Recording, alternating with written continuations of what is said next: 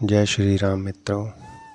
पिछले अध्याय में मैंने बताया था कि किस तरह रावण सीता जी को कुटिया से उठाकर अपने महल ले जाता है, उनका अपहरण कर लेता है और उन्हें विभिन्न तरीक़ों से अपनी रानी बनाना चाहता है।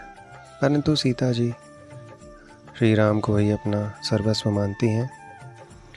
वे रावण के दिए गए तमाम प्रलोभनों को अस्वीकार कर देती हैं और सिर्फ श्री राम को ही याद करती रहती हैं। और इधर राम जी भी व्याकुलता से सीता जी की खोज में लग जाते हैं। अब आगे की कहानी सुनाता हूँ। राम जी के मन में कई प्रकार के प्रश्न थे, आशंकाएं थीं। मारीच की माया उन्होंने देख तो ली थी, वह छल से उन्हें कुटिया से दूर ले आया था। वे सोच रहे थे अब क्या होगा। यही सोचते हुए वे कुटिया की ओर भागे और दौड़ते हुए चले जा रहे थे। वापसी में एक पल भी विलंब नहीं करना चाहते थे। लक्ष्मण को वे कुटी पर छोड़ आए थे सीता की रखवाली करने के लिए। अच्छा हो कि लक्ष्मण वहीं हो, ऐसा मन में विचार किया श्री राम ने। मारीच की मायावी आवाज़ उन तक न पहुंची हो, राम ने ऐसा सोचा। सीता अकेली रहीं तो राक्षस उन्हें मार डालेंगे, खा जाएंगे। तभी उन्होंने पगडंडी से लक्ष्मण को आते देखा।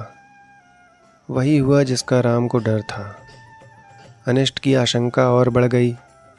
पता चला कि सीता अकेली हैं, पता नहीं वह किस हाल में होंगी। राक्षसों ने उन्हें मार डाला होगा, उठा ले गए होंगे।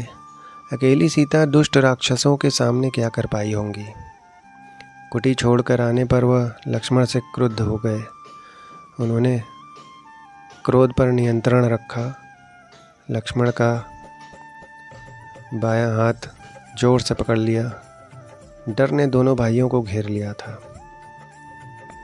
देवी सीता ने मुझे विवश कर दिया भ्राते।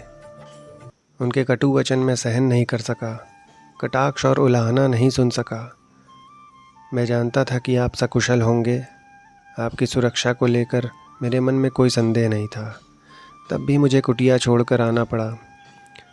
ऐसा लक्ष्मण ने तमाम अपने बचाव में बातें बताई श्री राम को।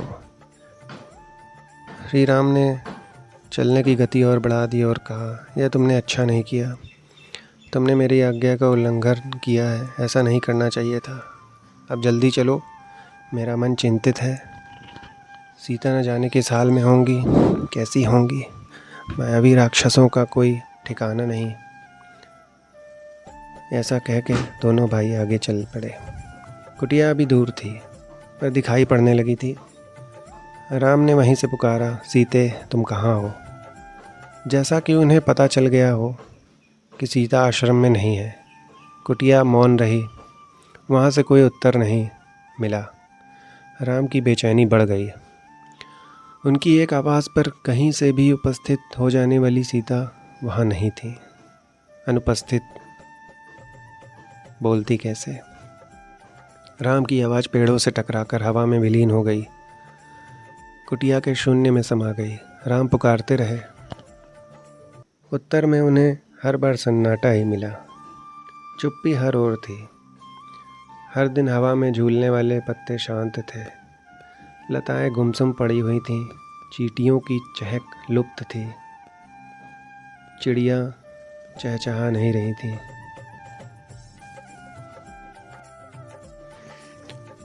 उन्हें हर बार सन्नाटा ही मिला।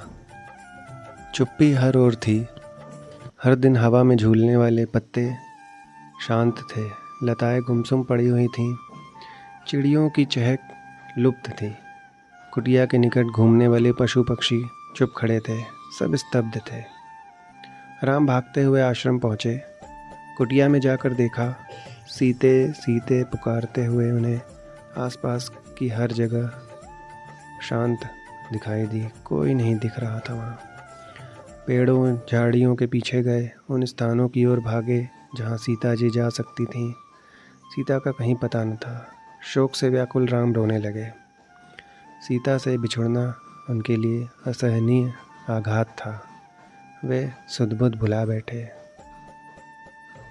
इस बीच लक्ष्मण ने उन्हें बताया कि उन्होंने कुटिया के अंदर एक रेखा खींच रखी थी और माता को बोला था कि उस रेखा को पार ना करें, परंतु लगता है कि माता उस रेखा को पार कर उसके बाहर चली गईं। इसी वजह से किसी ने उनका अपहरण कर लिया है। श्री राम इधर विरह में गोदावरी नदी के पास गए। उससे पूछा, तुमने सीता को कहीं देखा है? नदी ने कोई उत्तर नहीं दिया। वे पंचवटी के एक एक वृक्ष के पास गए। सबसे पूछा, कोई सीता का पता बता दे। हाथी के पास गए। शेर से पूछा। फूलों से पास रुके। चट्टानों पत्थरों से प्रश्न किया। शोक संतप्त राम भूल गए कि चट्टानें नहीं बोलती, पेड़ पौधे बात नहीं करते, उनकी भाषा मौन है। उनके उत्तर भी मौन ही हैं। राम की मानसिक स्थिति विक्षिप्त जैसी थी। एक बार उन्हें लगा कि सीता वहीं है, कुटिया के पास। अभी भागकर पेड़ के पीछे छिप गई हैं, उन्हें रिझाने के लिए। मेरे साथ परिहास मत करो सीते। राम उस पेड़ की ओर दौड़ पड़े। वहाँ कोई नहीं था। वे निराश होकर पेड़ के नीचे बैठ गए। राम का दुख लक्ष्मण से देखा नहीं जा रहा था। उनका व्यवहार सहन नहीं हो पा रहा था। वे राम के निकट गए। विलाप करते राम ने कहा, मैं सीता के बिना नहीं रह सकता। तुम अयोध्या लौट जाओ लक्ष्मण। मैं वहाँ नहीं जाऊँगा, यहीं प्राण दे दूँगा।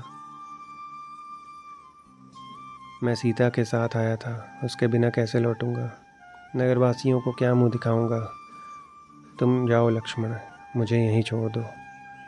लक्ष्मण कहते हैं, आप आदर्श पुरुष हैं, आपको धैर्य रखना चाहिए। इस प्रकार दुख से कातर नहीं होना चाहिए। हम सब मिलकर सीता की खोज करेंगे। वे जहाँ भी होंगी हम उन्हें ढूंढ लेंगे। सीता माता हमारी प्रतीक्षा कर रही होंगी, लक्ष्मण ने उन्हें ढाढ़स बंधाते हुए कहा।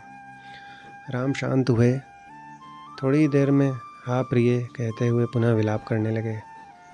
इसी बीच आश्रम के आसपास भटकते हिरणों का एक झुंड राम लक्ष्मण के निकट आ गया। राम को लगा कि हिरण सीता के बारे में जानते हैं, उन्हें कुछ बताना चाहते हैं। राम ने उनसे पूछा, हे मृग, तुम ही बताओ सीता कहाँ है?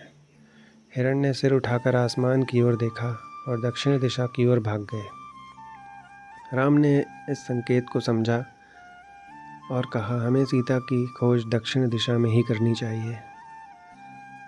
हिरण उसी ओर गए हैं। वन में भटकते हुए उन्होंने एक टूटे हुए रथ के टुकड़े को देखा। मरा हुआ सारथी और मृत घोड़े भी थे।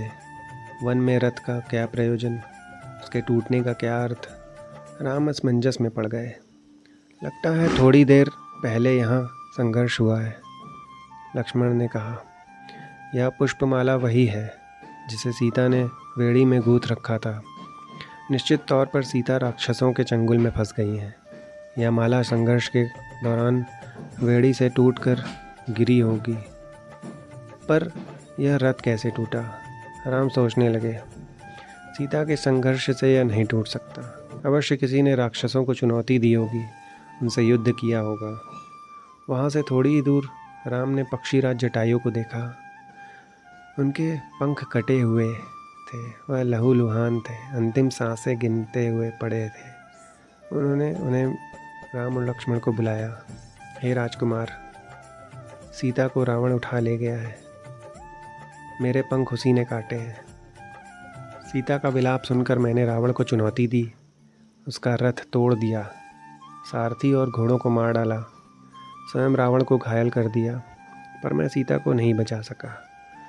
रावण उन्हें दक्षिण पश्चिम दिशा की ओर लेकर उड़ गया। ऐसा कहते कहते ही जटायु ने प्राण त्याग दिए। राम ने आगे बढ़ने से पहले जटायु की अंतिम क्रिया की। वे सोचते रहे, पछताते रहे, यह कैसा विधान है। मैं तो कष्ट में हूँ, मेरी सहायता करने वालों को भी इतना कष्ट। राम की आंखें नम हो गईं। उन्होंने जटायु को अंतिम बार प्रणाम किया। जटायु ने सीता के बारे में महत्वपूर्ण सूचना दी थी।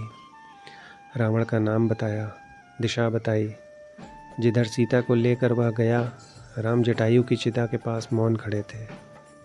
यह समय विलाप करने का नहीं है, हमें तुरंत दक्षिण पश्चिम दिशा की ओर जाना चाहिए। सीता जी उधर ही होंगी। लक्ष्मण ने तत्परता दिखाते हुए ऐसा श्री राम से कहा। आगे का मार्ग और कठिन था। राम और लक्ष्मण को लगभग हर दिन राक्षसी आक्रमणों का सामना करना पड़ता था। अनेक कठिनाइयाँ आईं, अवरोध मिले।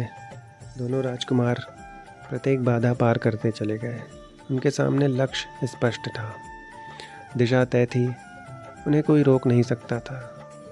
वन मार्ग जितना कठिन होता गया, उनकी दृढ़ता बढ़ती गई। वनवासी राजकुमार प्रतिदिन सुबह उठते और दक्षिण दिशा की ओर चल पड़ते। एक दिन यात्रा के प्रारंभ में ही एक विशालकाय राक्षस ने उन पर आक्रमण कर दिया। उसका नाम कबंध था। कबंध देखने में बहुत डरावना था। मोटे मांसपिंड जैसा, गर्दन नहीं थी, एक आंख थी उसकी, दांत बाहर निकले हुए। कबंध जीभ सांप की तरह और लपलपाती हुई उसकी थी। राम लक्ष्मण को देखते ही कबंध प्रसन्न हो गया। उसके दोनों हाथ फैलाते हुए उसने कहा। एक एक हाथ से दोनों भाइयों को पकड़कर हवा में उठा लिया। उसे मनमांगा आहार मिल गया था। बैठे बिठाए वह अपने शिकार को भुजाओं में लपेटकर मुंह तक ले जाता। इससे पहले ही राम लक्ष्मण ने अपनी तलवारें निकाल ली। एक झटके में कबंध के हाथ काट दिए। उसके हाथ धरती पर गिर पड़े। कबंध उनकी शक्ति और बुद्धि पर आश्चर्यचकित रह गया। कौन हो तुम दोनों? उसने पूछा। हम अयोध्या के महाराज दशरथ के पुत्र हैं, राम और लक्ष्मण। रावण ने राम की पत्नी सीता का हरण कर लिया है। हम उन्हीं की खोज में निकले हैं। राक्षस कबंध ने राम के बारे में सुन रखा था।